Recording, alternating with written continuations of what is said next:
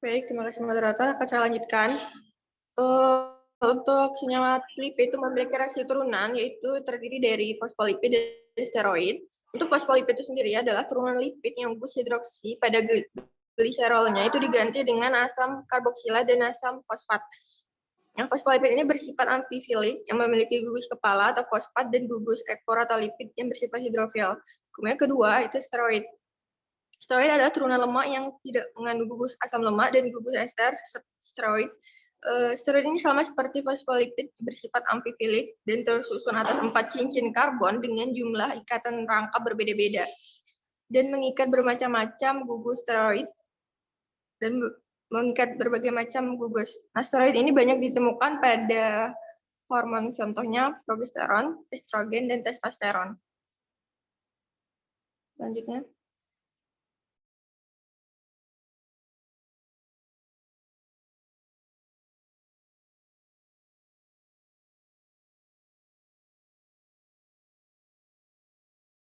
Baik, selanjutnya itu asam lemak. Asam lemak itu merupakan asam organik yang terdapat sebagai trigliserida, baik yang berasal dari hewan atau tumbuhan, yang tersusun dari komponen hidrofobik atau tidak larut dalam air, berupa rantai hidrokarbon dan komponen hidrofilik berupa gugus karboksil.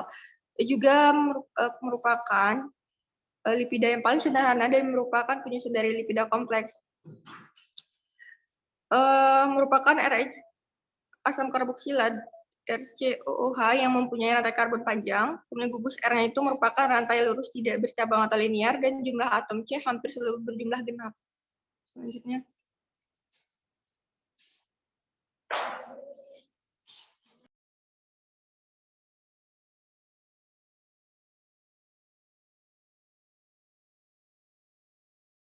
Untuk struktur asam lemak, gambar di atas itu merupakan struktur molekul asam lemak. Untuk yang A itu asam lemak jenuh, dan yang pada bagian B itu asam lemak tidak jenuh tunggal dan menunjukkan jumlah karbon yang terikat. Selanjutnya.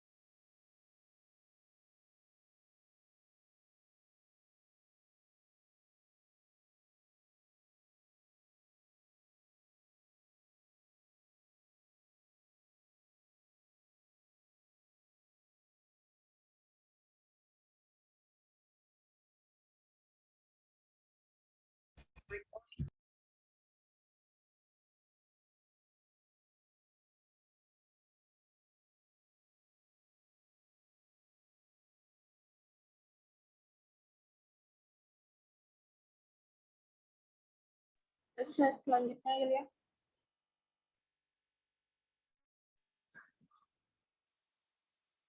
Nah, untuk rumus struktur dan rumus molekul asam lemak itu dapat dilihat pada tabel di bawah. Untuk asam lemak jenuh dan untuk asam lemak tak jenuh. Selanjutnya. Nah, ada dua macam asam lemak. Pertama asam lemak jenuh, saturated fatty acid, dan kedua asam lemak tak jenuh atau unsaturated fatty acid. Selanjutnya.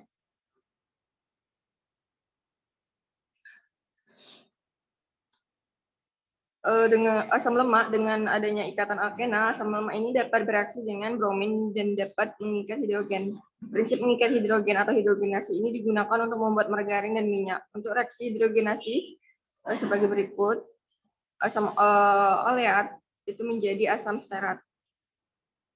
Selanjutnya. Nah, ini merupakan bagian dari jenis-jenis lipida utama yang sudah disebutkan di awal tadi, yaitu triacylglycerol atau trigliserida.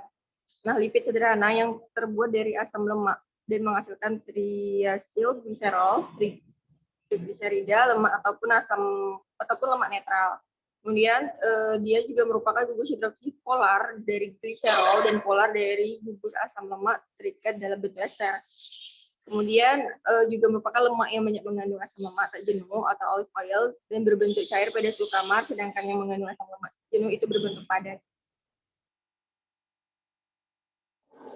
Untuk lilin atau wax itu merupakan asam lemak rantai panjang yang diesterifikasi dengan alkohol rantai panjang. Lilin ini tidak larut dalam air atau bersifat hidrofob dan digunakan sebagai penolak air pada burung, daun, dan buah-buahan. Dan pada beberapa mikroorganisme, lilin digunakan sebagai cadangan energi. Selanjutnya.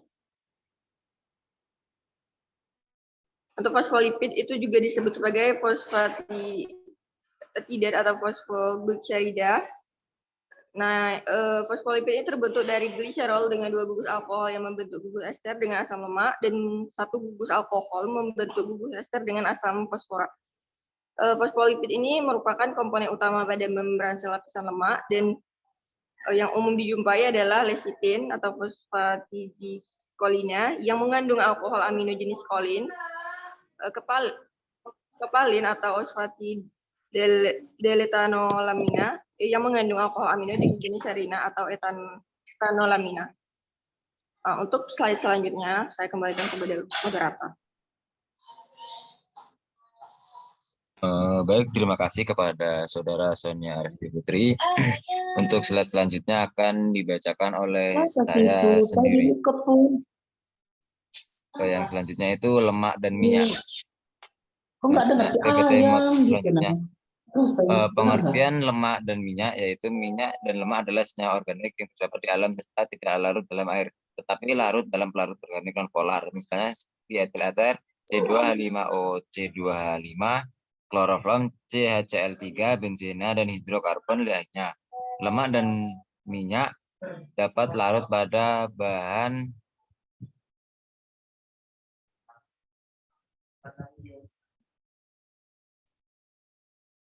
di atas karena minyak dan lemak mempunyai polaritas yang sama dengan pelarut tersebut. Minyak dan lemak merupakan salah satu dari anggota lipid, yaitu merupakan lipid netral. Lipid itu sendiri dapat diklasifikasikan menjadi 4 kelas, yaitu lipid netral,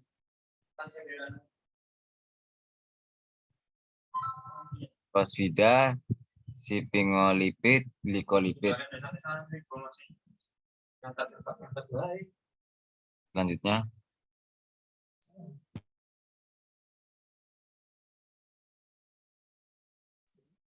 Fungsi lemak dan minyak. Penentu karakteristik contoh pada cheese, sour cream, salad dressing, fast bread, meat, packet product.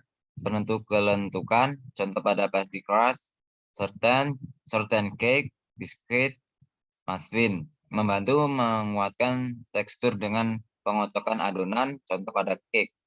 Memberi flavor, memberi efek pelumas dan rasa basah di mulut, media pengantar panas. Selanjutnya. Untuk struktur molekul lemak dan minyak dapat dilihat pada slide ini. Slide selanjutnya. Produk-produk dari minyak dan lemak. Yang pertama produk turunan minyak dan lemak, yaitu ada pangan, minyak goreng, margarin, sweetening, vegetable ghee, cocoa butter substitutes, special fats atau RBD plum oil, RBD strange, RBD align. Produk turunan minyak dan lemak non pangan, fatty alkohol, PPO, sabun, asam lemak, fatty amida, metil ester, surfaktan. Surfaktan itu terbagi menjadi ada beberapa. Yang pertama itu di etanolamida, metil ester sulfonat atau MES, EPG, sukrosa ester. Selanjutnya.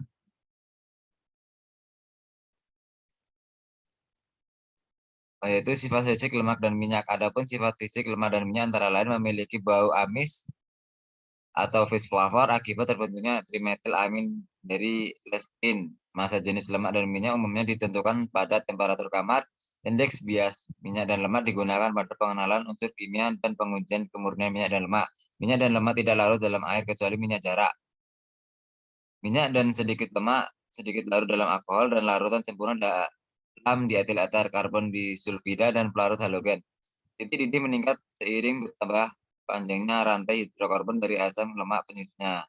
Rasa pada lemak dan minyak selain terdapat secara alami, juga terjadi karena asam-asam yang berantai sangat pendek sebagai hasil penguraian pada kerusakan minyak atau lemak. Titik keruhnya dapat ditetapkan dengan cara mendinginkan campuran lemak dan minyak dengan pelarut lemak. Titik lunak dari lemak dan minyak ditetapkan untuk mengidentifikasi minyak dan lemak. Temperatur yang terjadi saat tetesan pertama dari minyak dan lemak disebut short melting. Selanjutnya,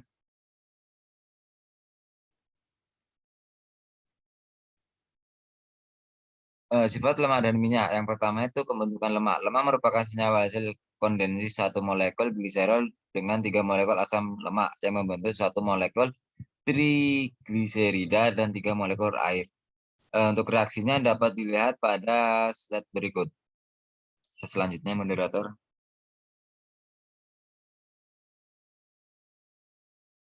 Yang kedua itu ada reaksi penyamburan trigliserida dapat hidrolisis dengan berbagai cara. Yang paling umum adalah dengan alkali atau enzim lipase. Hidrolisis dengan alkali disebut dengan penyamburan. Bilangan penyamburan didefinisikan sebagai jumlah mg KOH yang dibutuhkan untuk menyamburkan 1 gram minyak dan lemak. Reaksinya dapat dilihat pada PPT berikut. Selanjutnya, moderator. Selanjutnya. Yang ketiga itu ada reaksi halogenasi. Asam lemak tak jenuh, baik fase maupun terikat sebagai ester dalam minyak dan lemak, mengadisi halogen pada ikatan rangkapnya. Reaksi ini menghilangkan warna halogen Br2 dan I2. Untuk reaksinya dapat dilihat selanjutnya. Yang selanjutnya itu ada reaksi-reaksi kimia. Reaksi-reaksi kimia yang lazim dijumpai ialah hidrolisis, saponifikasi, hidrogenasi, ketengikan, pyrolysis, oksidasi spontan. Selanjutnya. Yang pertama itu ada hidrolisis. Lemak dapat hidrolisis menjadi asam lemak dan gliserol. Hidrolisis dapat berlangsung baik secara enzimatik maupun katalik anorganik. Hidrolisis enzimatik bersifat selektif, artinya hanya posisi tertentu saja yang diserang. Contohnya enzim lipase dari pankreas akan menghidrolisis ester triglycerol pada posisi 1 dan 3 saja, sedangkan posisi 2 tetap untuk tidak diserang. Yang selanjutnya itu ada saponifikasi atau penyamburan. Bila hidrolisis triacylglycerol dengan basa akan menghasilkan gliserol dan garam alkali dari asam lemak yang disebut sabun. Karena menghasilkan sabun, maka hidrolisis dengan cara ini disebut reaksi penyamburan atau saponifikasi. Yang selanjutnya bahasa yang bisa digunakan yaitu NaOH atau KOH. Yang selanjutnya itu ada ketengikan. Renditi, adanya penyamburan kimiawi yang menyebabkan lemak atau minyak menjadi tengik dan rasanya tidak enak. Berdasarkan reaksi kimia yang terjadi pada lemak atau minyak dikenal ada 2 jenis ketengikan. Yang pertama itu ketengikan oksidatif, yaitu ketengikan yang disebabkan oleh reaksi oksigen dengan ikatan rangka pada asam lemak tidak jenuh dari minyak. Yang kedua itu ada ketengikan hidrolitik, mana hidrolitik yaitu ketengikan yang disebabkan oleh hidrolisis gugus ester lemak. Selanjutnya itu ada pirolisis, yang mana pirolisis adalah reaksi dekomposisi karena panas lemak dapat mengalami pirolisis apabila dimasak pada temperatur tinggi. Selain menyebabkan asam lemak, pirolisis juga menyebabkan terbentuknya akrolein, senyawa yang agak bersifat racun dan menyebabkan iritasi dengan bau pas lemak terbakar. Untuk reaksinya itu dapat dilihat pada PPT berikut. Dan selanjutnya, oksidasi spontan. Minyak yang mengandung asam lemak yang banyak ikatan rangkapnya dapat teroksidasi dengan spontan oleh udara Pada suhu ruang hasilnya ialah material yang padat dan anti air. Minyak seperti ini sering ditambahkan pada cat untuk mempercepat pengeringan. Oleh sebab itu, minyak jenis ini disebut juga minyak pengering atau drink oil. Dengan contoh itu, minyak yang mengandung asam oleostearat dari minyak tung, asam risinoleat dari minyak jarak. Selanjutnya, untuk pada slide berikut akan dibacakan oleh Saudara Resti Stefani Patricia. Kepada Resti, dipersilakan. Baiklah, saya akan melanjutkan tahap-tahap yang dilakukan dalam proses pemisahan minyak dengan cara pengekspresan mekanis dapat dilihat pada skema di bawah ini. Yang pertama yaitu bahan yang mengandung minyak di peranjangan, lalu penggilingan, setelah itu pemasakan atau pemanasan, setelah itu pengepresan, lalu dihasilkan minyak kasar dan ampas atau bungkil. Selanjutnya, pembagian lemak dan minyak. Yang pertama itu ada fosfolipid, digunakan untuk emulsi, contoh kuning telur, lemak susu, dan biji kedelai. Fosfolipid menghasilkan bau tidak enak, contoh pada daging dan ayam. Yang selanjutnya yaitu glikolipid, digunakan untuk pengembang gluten pada adonan roti. Selanjutnya yaitu lemak netral, terdapat pada lemak pangan, pigmen, contoh karotenoid, klorofil, tokoferol. Selanjutnya,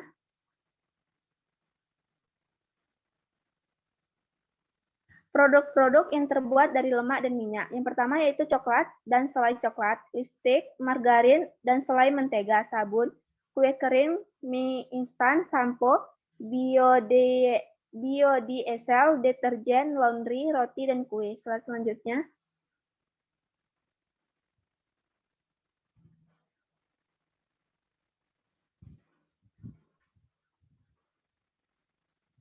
slide selanjutnya.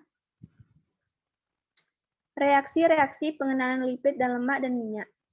Yang pertama yaitu uji kelarutan lipid. Uji ini terdiri atas analisis kelarutan lipid maupun derivat lipid terhadap berbagai macam pelarut. Yang kedua yaitu uji akrolein. Dalam uji ini terdapat dehidrasi gliserol dalam bentuk bebas atau dalam lemak atau minyak menghasilkan aldehid akrilat atau akrolein. Selanjutnya, yang ketiga yaitu uji kejenuhan. Uji ketidakjenuhan digunakan untuk membedakan asam lemak apakah termasuk asam lemak jenuh atau tidak jenuh.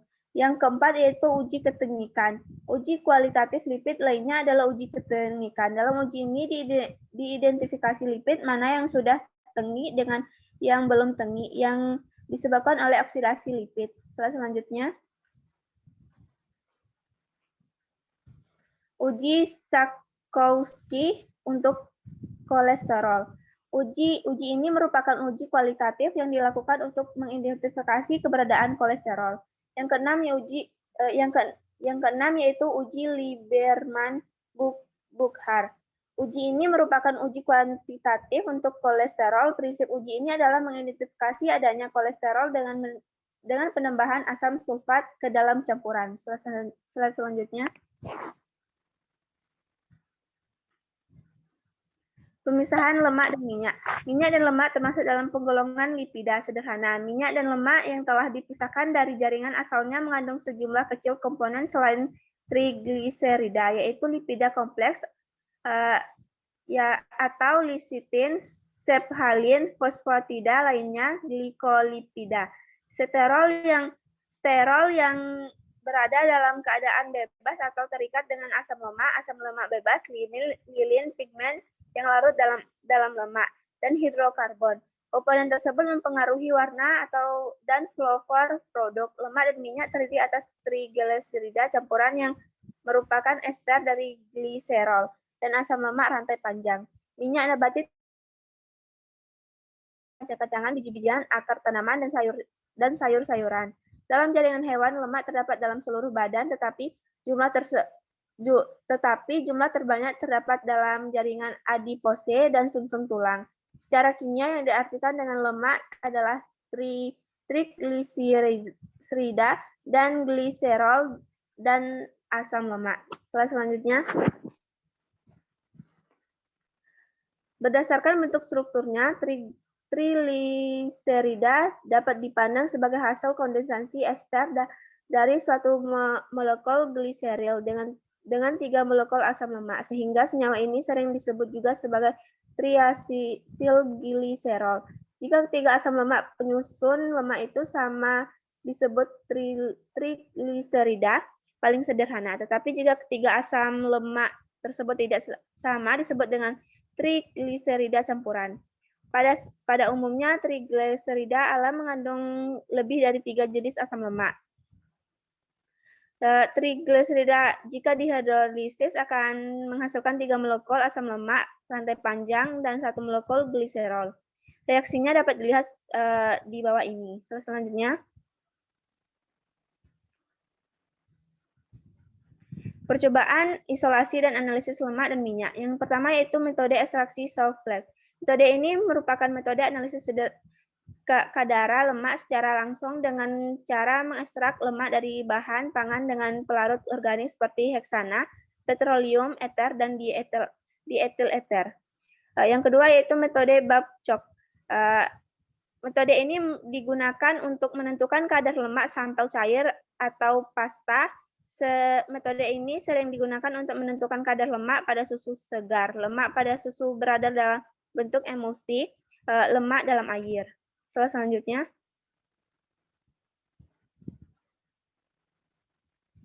yang ketiga yaitu analisis titik leleh. Titik leleh adalah suhu di mana lemak atau minyak berubah menjadi wujud padat menjadi cair. Titik leleh minyak atau lemak ditentukan dengan adanya ikatan rangkap asam lemak penyusun. Asam lemak jenuh memiliki titik leleh yang lebih tinggi dibandingkan dengan asam lemak tidak jenuh. Yang keempat yaitu analisis berat jenis lemak dan minyak dengan metode piknometer.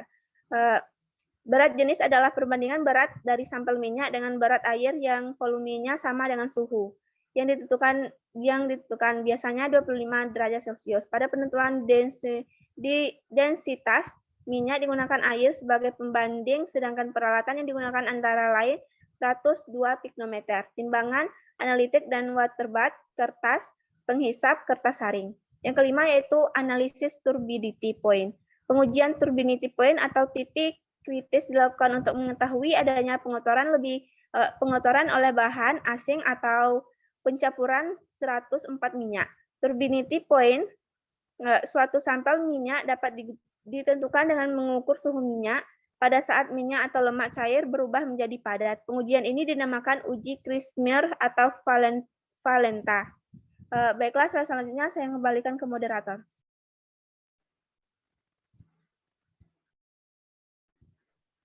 Baik, terima kasih kepada Saudara Resti Stefani Patricia. Untuk slide selanjutnya akan dibacakan oleh Saudara Julia Safitri. Kepada Julia dipersilakan.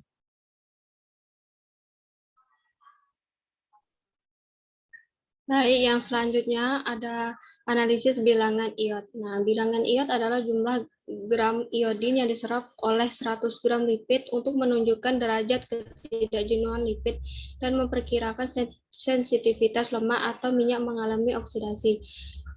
Gliserida tak jenuh lemak atau minyak mempunyai kemampuan mengabsorpsi sejumlah iodin, khususnya apabila dibantu dengan suatu 105 carrier seperti iodin klorida dan iodin bromida membentuk suatu senyawa yang jenuh. Dengan kata lain, iodium mampu mengadisi ikatan rangkap pada gliserida tidak jenuh.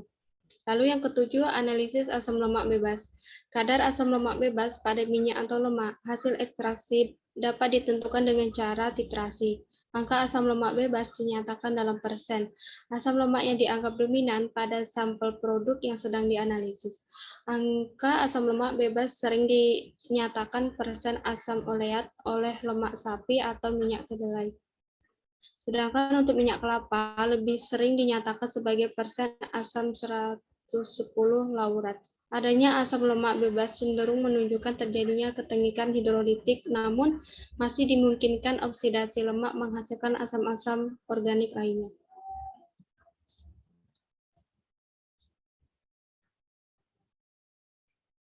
Lalu yang ke-8, analisis bilangan TBA untuk metode AOCS 100 1990. Oksidasi lemak pada fase lanjut atau terminasi menghasilkan senyawa-senyawa aldehid seperti 2-enol dan 2-dienal. Senyawa aldehid ini bisa bereaksi dengan asam 2-tribarbiturat TBA sehingga dilakukan pengukuran terhadapnya. Baik, selanjutnya saya kembalikan ke moderator. Terima kasih kepada Saudara Yulia Safitri. Untuk slide selanjutnya akan dibacakan oleh Saudara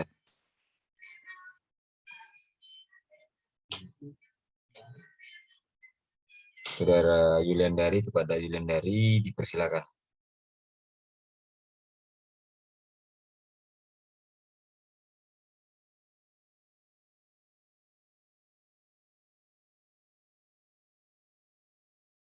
Mungkin Yuliandari terkendala jaringan. Untuk slide selanjutnya akan dibacakan oleh Saudara Muhammad Reza Akbar. Kepada Muhammad Reza Akbar dipersilakan.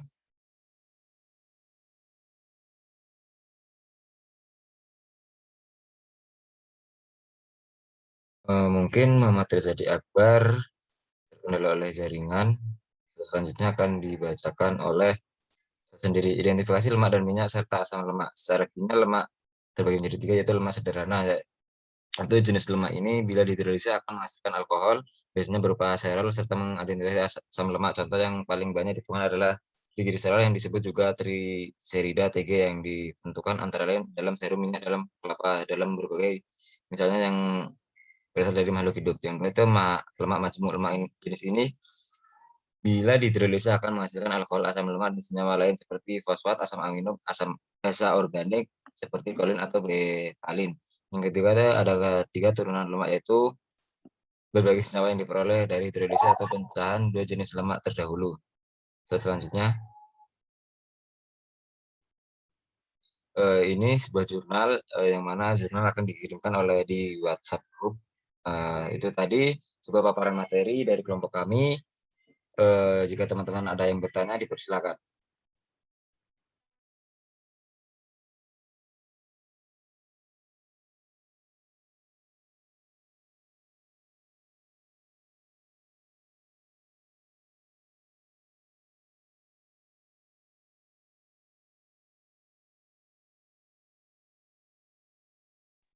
Sekali lagi kepada teman-teman yang ingin bertanya, dipersilakan.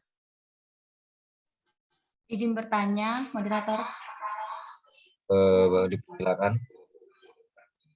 Baik, saya Sinta Bella Wirna, NIM A1C1200009. Di sini saya ingin bertanya, bagaimana efek lemak jenuh dan tak jenuh masuk ke dalam tubuh?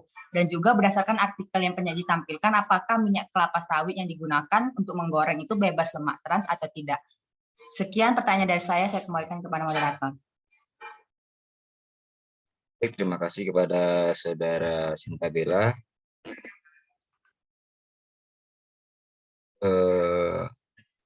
Teman-teman yang masih ingin bertanya, dipersilakan. Izin bertanya. Ya, dipersilakan kepada Saudara Nila. Saudara Nila, dipersilakan. Baik, terima kasih. Jelaskan mengapa minyak dan lemak berbeda, padahal dalam segi struktur dan jenis unsur yang ada di dalam minyak dan lemak tersebut sama. Sekian, terima kasih. Baik, terima kasih kepada Saudara Nila. Kepada teman-teman yang ingin bertanya, dipersilakan. Izin bertanya, moderator. Baik, kepada Saudara Wendy, dipersilakan. Baiklah, perkenalkan nama saya Windy Alnasari dengan NIM A1C1200043. Di sini saya ingin bertanya, jelaskan secara singkat mekanisme metabolisme lemak yang dapat diubah menjadi energi di dalam tubuh. Terima kasih. Baik, terima kasih kepada Saudara Windy. Izinkan kelompok kami mencari jawabannya terlebih dahulu.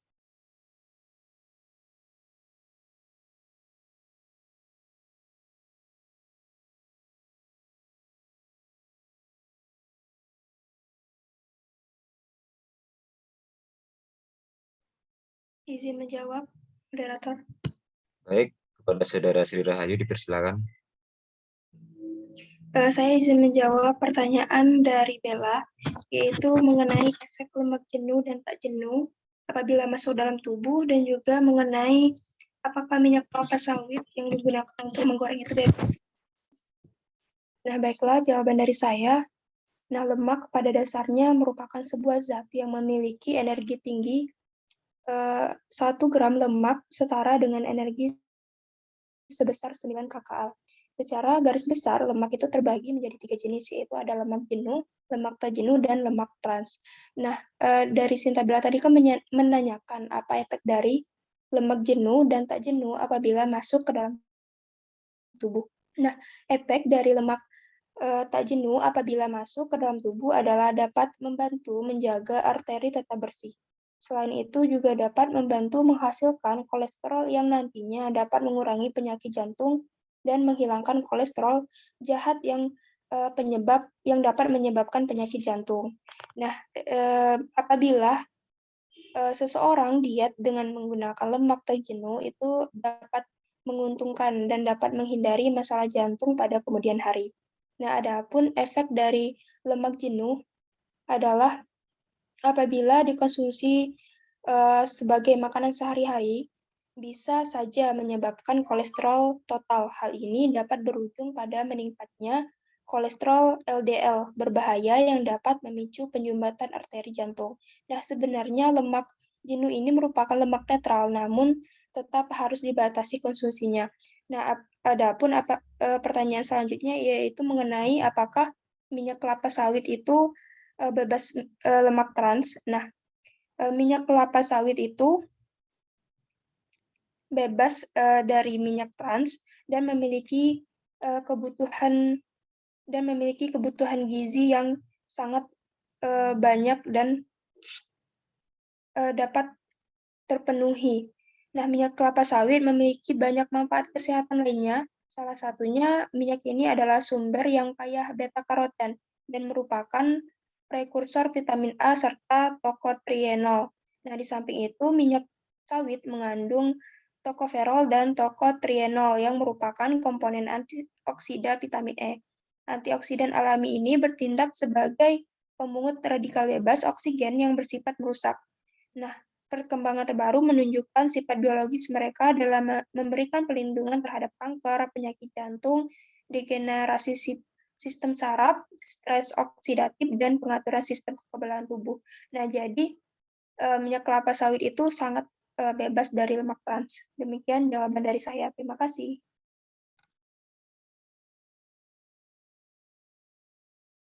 Terima kasih kepada Saudara Sri Rahayu. Apakah teman-teman ada yang ingin menambahkan?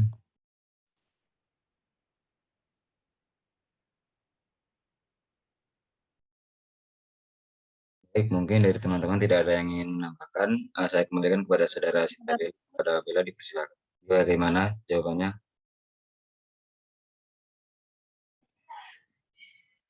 Baik, terima kasih kepada Saudari Sri Rahayu yang sudah menjawab. Baik, terima kasih kepada Saudara Sintabela.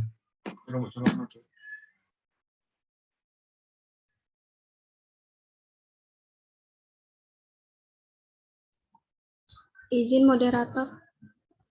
Baik, kepada Saudara Yulia Safitri, persilakan.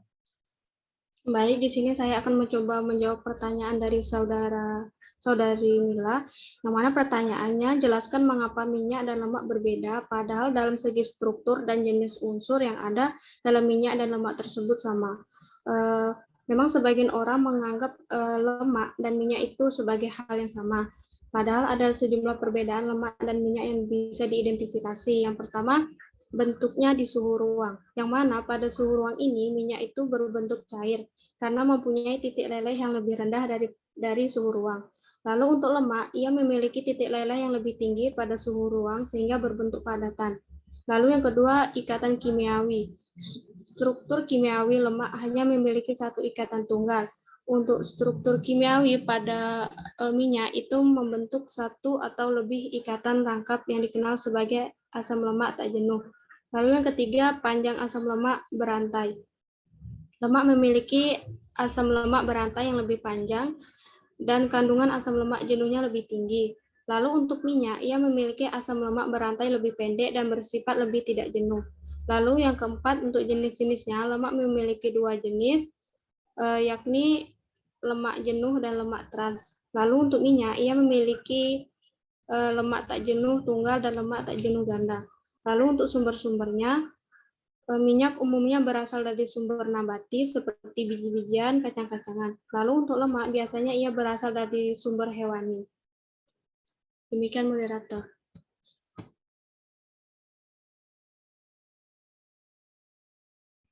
Baik, terima kasih kepada Yulia Safitri. Bagaimana? Apakah teman-teman ada yang ingin menambahkan? Izin menambahkan, moderator. Baik, kepada saudara-saudaranya. Baik, saya Sonia Resti Putri dengan NIM 027 ingin menambahkan jawaban yang sudah dijawab oleh saudari Yulia tadi. Nah, perbedaan lemak dan minyak juga terletak pada struktur kimiawinya. Nah, struktur kimiawi lemak itu hanya memiliki satu ikatan tunggal yang disebut sebagai lemak jenuh, sementara untuk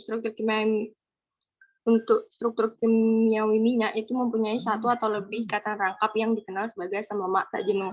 Nah, minyak dan lemak keduanya itu sama-sama mengandung komponen utama berupa trigliserida, yaitu molekul yang terdiri dari satu gliserol yang berikatan ester dengan 3 asam lemak.